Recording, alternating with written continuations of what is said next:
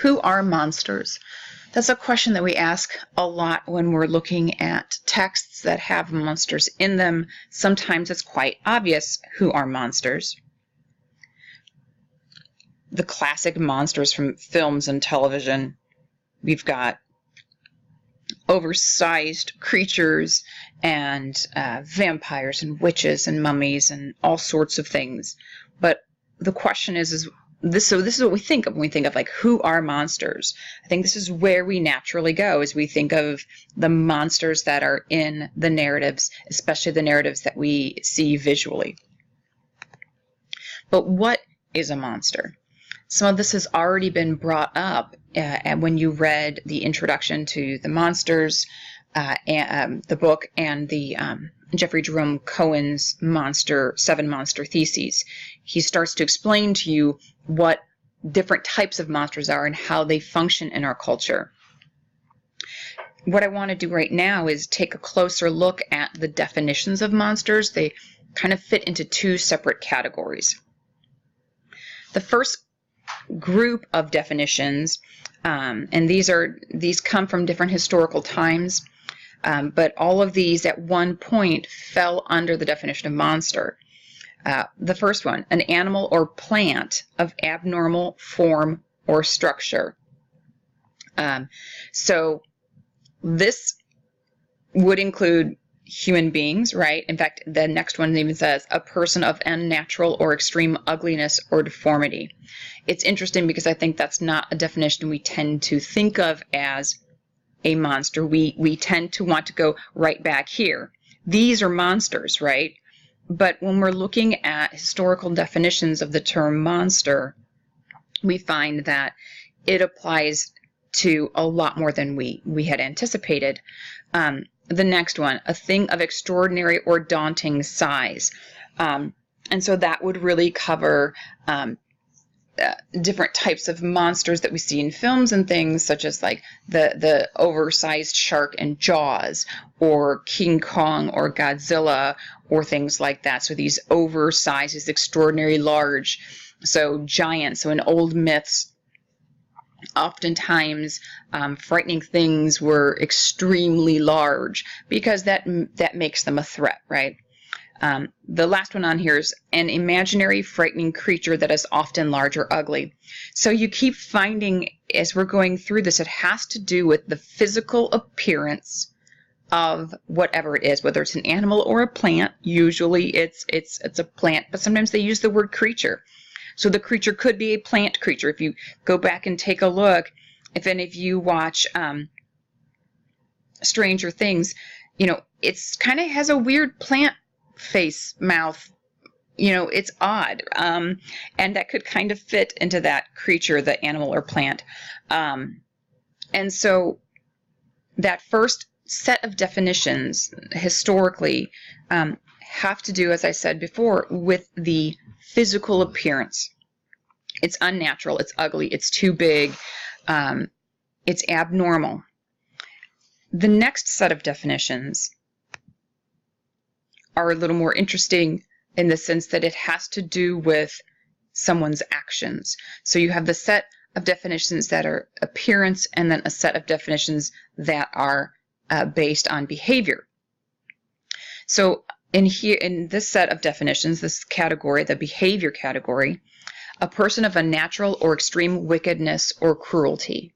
And I think that oftentimes is when we say someone is acting monstrously, right? It's because they are so cruel, they are so wicked, and they say that it's unnatural, right? It's not normal for people to be that way. That's when we start to think about like villains. So if you think about any of the like slasher films where you have like Jason or Michael Myers and all these people who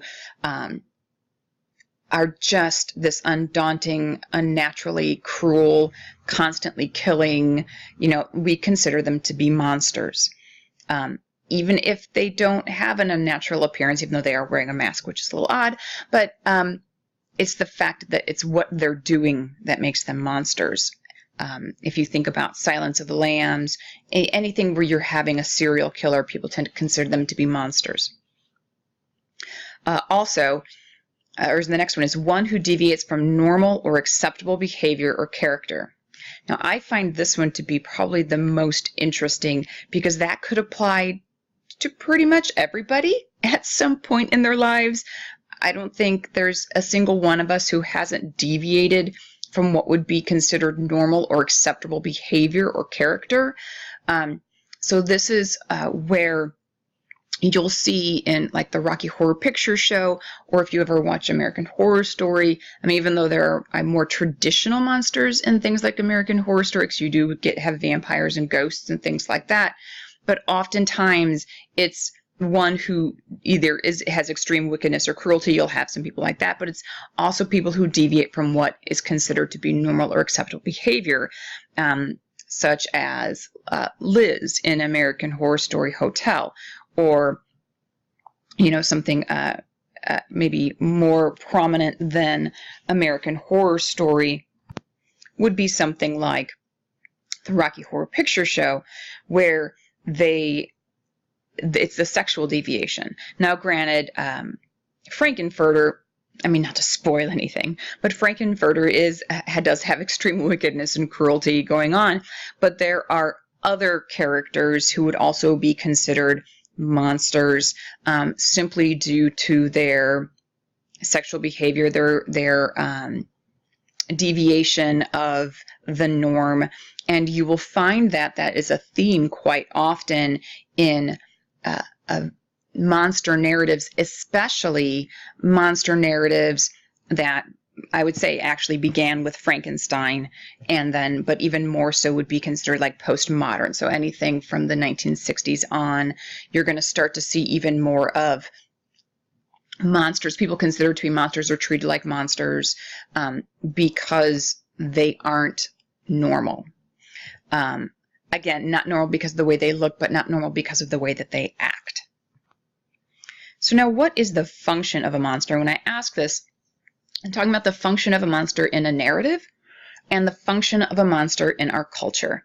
And you've already read some of this. It came up in the readings out of the monster book, and in the 7 monster theses. You've already started to learn these functions, like why do we have monsters? The idea that it's to represent what our culture is scared of. Sometimes we have monsters to question certain practices, right? They question the norm. But let's take a look at a very basic definition, which you have seen. Most of this was in that monster reading that you had earlier in the semester. But it's the idea to monster as a portent.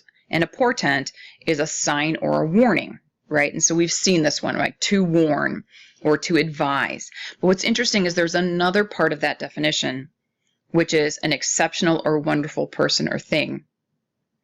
So a monster, interestingly enough, can be an exceptional or wonderful person or thing if you look at the definition the way it is, because they're saying a monster is a portent, and then a portent is this. A portent is an exceptional or wonderful person or thing. That's one of the two definitions, right? It could be a sign or a warning, or an exceptional or wonderful person or thing. So when they mean exceptional, right, that means beyond the norm, right? So outside of the norm. Usually when we think of exceptional, we think of it in a positive sense, right? Something that's exceptional is positive. But wonderful as well means to create wonder. So it doesn't, like we say, oh, well, that's wonderful, meaning that's a great thing, like, or we really like that. But actually wonderful means to create wonder, like something that's awesome creates awe. It inspires awe. So something that's wonderful inspires wonder. And so it's interesting the way that these words are used, because here we could look at it as it's something exceptional, so it's beyond the norm, and it inspires wonder. Again, like I said, two very positive ways of looking at it, though if you break that down, you could still be a negative thing. A scary monster might still inspire wonder, and it is outside of the norm. But this definition, I think, gives us two very interesting sides of what a monster could be. Because a monster is a sign or a warning, it doesn't mean that it is a bad thing, it means that it's trying to tell us something, right? It's trying to warn us to not do something, or warn us that there could be consequences to our actions, and that this monster has to be something exceptional. A monster cannot be just your average character in a narrative, because if it is only an average character in a narrative, that it's not going to stand out. That character has to be exceptional in some way. It has to breach the norm to stand out, so that you will see it as, okay, this is something that's different. We need to be paying attention to it. It needs to have some additional power or some additional authority or whatever it might be. And so I think when we start looking at monsters in that way, we start seeing that they're not always the negative, scary creature that, you know, the thing that goes bump in the night that's supposed to scare children into doing what they're supposed to be doing. Often we think of monsters, we think of things like, you know, in this image earlier, you know, these are the things that we think of. Well, a werewolf, maybe it's not always a bad thing. Or a monster like King Kong, we find out can be actually used to be someone who's protective. At one point, Godzilla is actually protective. I mean, it's so fascinating. And then we look at Frankenstein as you've gone through, and we've talked about Frankenstein over and over again. I'm sorry, Frankenstein, the novel, but then we're looking at the creature inside of Frankenstein, Frankenstein's monster, right? Frankenstein's creature. And most people have agreed that he is not necessarily this cruel, evil, wicked thing. He does some bad things, yes. And he is beyond the norm, right? He is exceptional. And he does inspire wonder, like, how could this have been created? But he is also a warning. Mary Shelley uses him very much so as a warning to her society that if you treat someone poorly, if you do not educate them, and you treat them as a monster, then they are going to behave that way. And luckily, this character was educated. He was self-educated, which if he hadn't been, he might have been even more cruel, right? Even more wicked. So these are the things I want you to start thinking about in the next. So the readings that are coming after this video are going to be some information about some historical ways that people were viewed as monsters, how monsters were used, and a little bit about monsters in like kind of categories of monsters as we historically go from starting with about ancient Greece and going into modern times.